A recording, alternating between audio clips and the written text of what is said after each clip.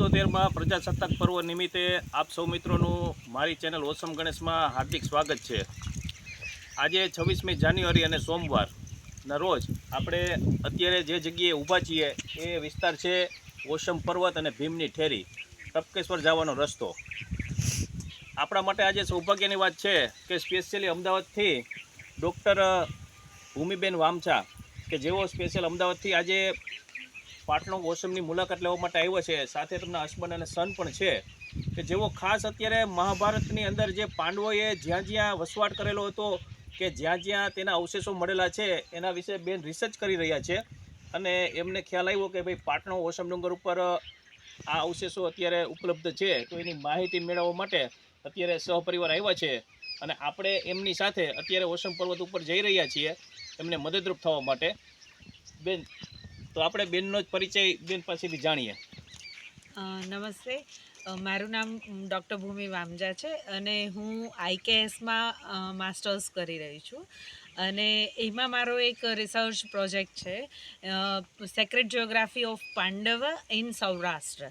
એટલે સૌરાષ્ટ્રમાં જ્યાં જ્યાં પાંડવો ફર્યા છે ત્યાં ત્યાં બધી જ જગ્યાઓ પર હું જઈને થોડું રિસર્ચ કરી રહી છું, કેમ કે ગુજરાતની બહાર બહુ બધી જગ્યાએ પાંડવો આખા મહાભારત નામ જ એક સેક્રેડ જિયોગ્રાફી સજેસ્ટ કરે છે, પણ એની સાથે સાથે ગુજરાતમાં અને એમાં પણ સૌરાષ્ટ્રમાં જ્યાં જ્યાં ફર્યા છે એ સ્થાન હજુ લોકોના નજરમાં આવ્યા નથી અને લોકોને એની ખબર નથી।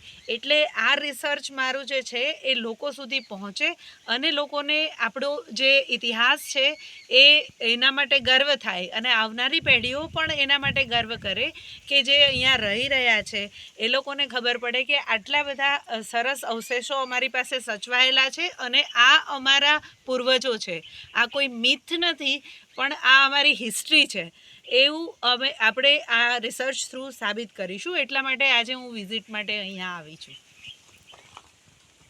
બેનનું આપણે ઓસમ પર્વતની અંદર પાટણની અંદર ખૂબ ખૂબ સ્વાગત કરીએ છીએ અને આપણે પણ એમની સાથે ઓસમની મુલાકાતે અત્યારે ફરી નીકળી ગયા છીએ।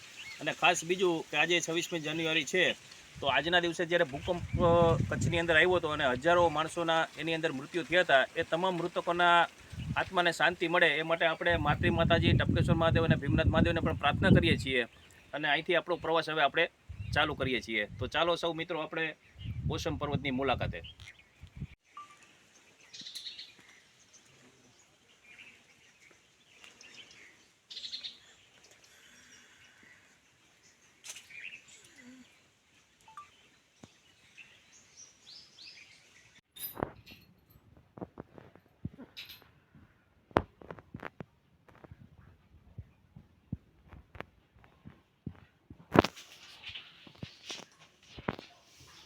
અહીંયાથી આખું નીચે પેલું જાય છે। હા, અહીંયા બાજુમાં છે ને જ્યાં આ ગૌમુખી ગંગા છે, અચ્છા, ગાયના મુખમાંથી પાણી આવે, એમાંથી ગળાઈને પાણી આવે, ટપક ટપક પડે એટલે ટપકેશ્વર મહાદેવ કુદરતી વનસ્પતિના મૂળિયામાંથી ગળાઈને પાણી આવે। આ દેવોની ભૂમિ છે, ઋષિની ભૂમિ છે, આ પાંડવોની ભૂમિ છે। પાંડવો વનવાસ દરમિયાન એ દિવસો ગયા। બાજુમાં ગૌમુખી ગંગા એના મોઢામાંથી આવે, મહાદેવના મંદિરમાંથી આવે, સામેની સાઈડમાં ભીમની થાળી, સામેની ટોચ ઉપર ઓસમ માતૃ માતાજી બિરાજમાન છે, જે કોઈ માતૃ માતા અને ટપકેશ્વર દાદા શ્રી ટપકેશ્વર મહાદેવના મંદિર સુધી પહોંચી ગયા છીએ અને અહીંયા બાજુમાં ગૌમુખી ગંગા છે, ટપકેશ્વર મહાદેવનું મંદિર છે, આ બાજુ ગણપતિ મહારાજ, હનુમાનજી મહારાજ સ્થાપિત કરેલા છે અને અહીંના મહંત શ્રી વિનુભાઈ કે જેમની પાસેથી બેને ઘણી બધી માહિતી એકત્ર કરી છે અને વિનુભાઈએ પણ એનો સંતોષકારક અમને જવાબ આપ્યો છે, એ બદલ આપણે વિનુભાઈનો ખૂબ ખૂબ આભાર માનીએ છીએ। પાટણ ગામના વતની શ્રી ગોવિંદભાઈ પેથાણી, તેઓ પણ અવારનવાર ઓસમની મુલાકાતે આવતા હોય અને આપણે આજે અચાનક ભેગા થઈ ગયા છીએ, તો એમને પણ થોડીક માહિતી બેનને ઓસમ વિશેની આપી છે, એ બદલ આપણે એમનો પણ આભાર માનીએ છીએ।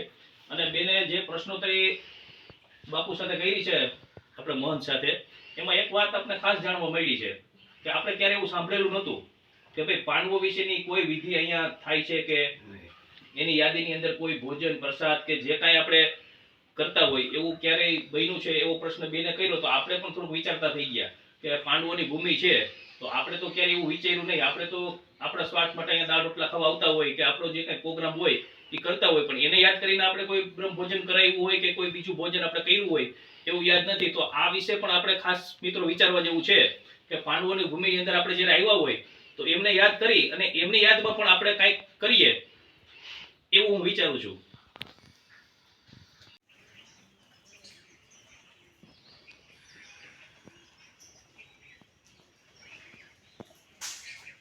પીછું છે ખબર છે?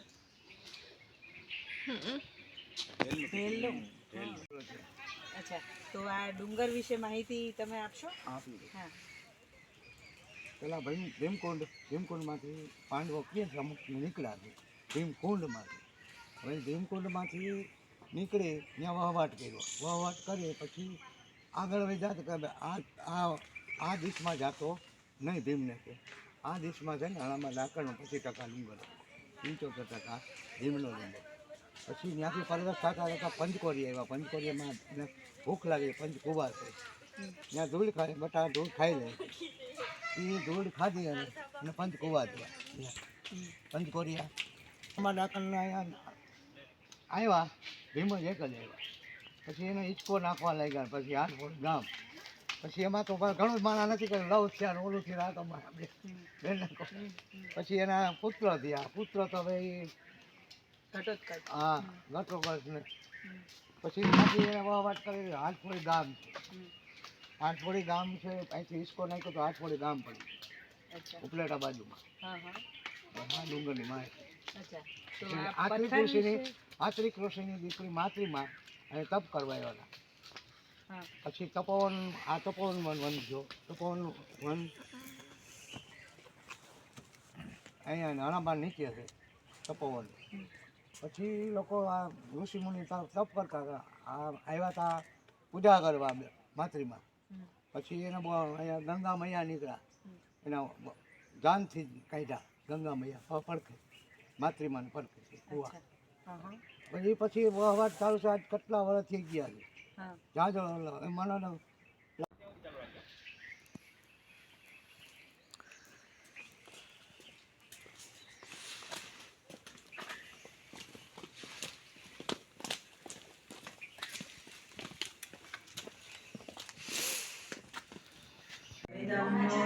शिवे कुपुत्रो जायेत क्वचिदपि कुमाता न भवति जगन्मातर्मातस्तव चरणसेवा न वा दत्तं देवी द्रविणमभिभूयस्तव मया तथापि त्वं स्नेहं मयि निरुपमं यत् प्रकुरुषे कुपुत्रो जायेत क्वचित्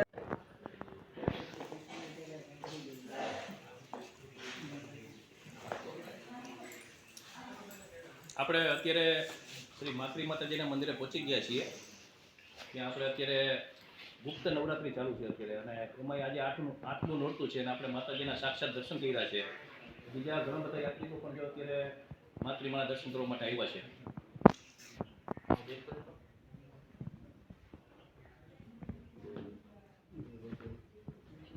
બારાડી વિસ્તાર કહેવાય છે કે આખું સામ્રાજ્ય જે છે એ આખું સામ્રાજ્ય હિડિંબાસુરનું હતું.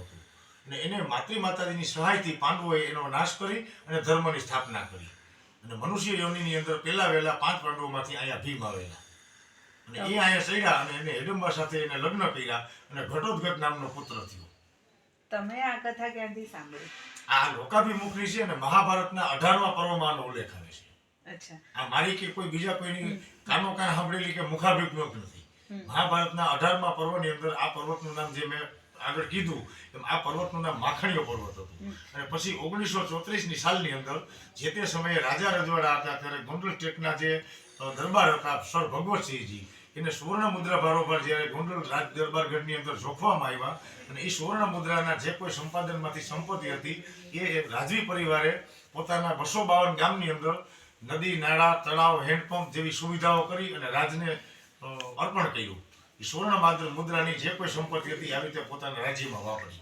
પછી હેલિકોપ્ટર દ્વારા એને આખા પર્વતનું વિહંગાવલોકન કર્યું અને વિહંગાવલોકન કરતા આ ડુંગરનો જે આકાર છે એ ઓમ ફિગરનો છે.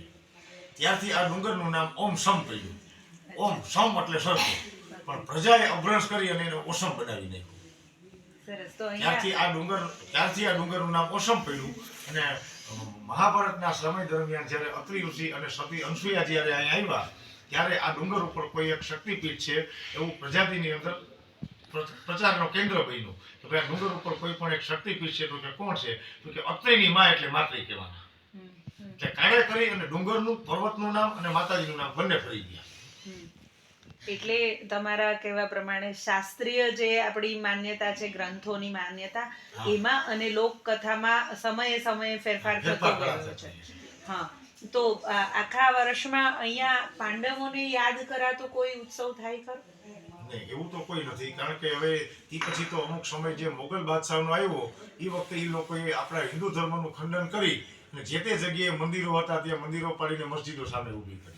એટલે 2200 વર્ષનો જે સમયગાળો છે કોઈ પણ સંપ્રદાયનો કોઈ પણ ધર્મનો મળતો નથી.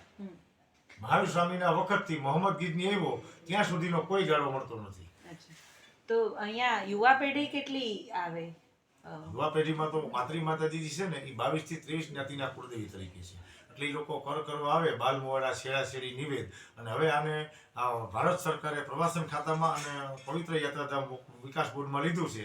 એટલે આવનાર ટુરિસ્ટોની સંખ્યા પણ દિવસે દિવસે વધવામાં છે. ઓસમ ડુંગર ઉપર આપણે શ્રી ટપકેશ્વર મહાદેવના મંદિરેથી આપણી યાત્રા શરૂ કરી હતી.